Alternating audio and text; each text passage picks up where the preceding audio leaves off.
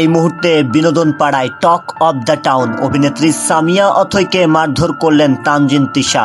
ঘটনা কতটুকু সত্যি তার প্রমাণ মিলেছে সামিয়া অথৈয়ের করা এক ফেসবুক লাইভে, যেখানে তিনি তানজিন তিশার দ্বারা খামচি ও চড়থাপ্পড়ের অভিযোগ করেন। উনি চলে যাওয়ার কথা ছিল, কিন্তু উনি চলে না গিয়ে উনি সিনের মধ্যে ক্যামেরা ওপেন ছিল, ক্যামেরা ওপেনে সিন চলতেছে মানিকগঞ্জে, এখানে অনেক মানুষ ছিল, তারপর ডিওপি ভাই আরো সবাই ছিল, এডিটর সবাই ছিল। উনি ওইখানে আমাকে এমন ভাবে মারছে, আমার গালের মধ্যে এত জোরে জোরে মারছে, আমার গাল, আমার চোখ ফুলে গেছে। আর আমি আমি আমি মানে কথা বলতে পারতেছিলাম না, আমার এই জায়গাটা এত জোরে লাগছে, তো আমি নিতে পারি নাই।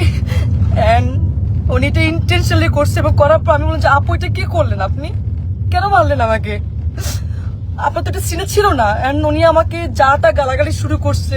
আজ মানিকগঞ্জে রাফাত মজুমদার রিঙ্কুর একটি নাটকের শুটিং চলাকালে এ ঘটনা ঘটেছে বলে নিশ্চিত করেছেন অভিনেত্রী সামিয়া অথৈ। এ বিষয়ে জানতে তানজিন তিশার সঙ্গে একাধিকবার যোগাযোগ করার চেষ্টা করলেও কোনো সাড়া পাননি গণমাধ্যম কর্মীরা। ছোট পর্দার জনপ্রিয় অভিনেত্রী তানজিন তিশা মুশফিক আর ফারহানকে নিজের স্বামী বলেও দাবি করেন একটা সময়, এমন মন্তব্য করেছেন সামিয়া অথৈ। কয়েক বছর আগেই নাকি তাকে ফোন করে মুশফিক আর ফারহানের সঙ্গে অভিনয় করতে বারণ করেছিল এবং ফারহানকে তিশা নিজের স্বামী বলে দাবি করেছিল। একই ধরনের কথাবার্তা তানজিন তিশা কেয়া পায়েলকেও বলেছিল, এমনটাই মন্তব্য করেছেন সামিয়া অথৈ।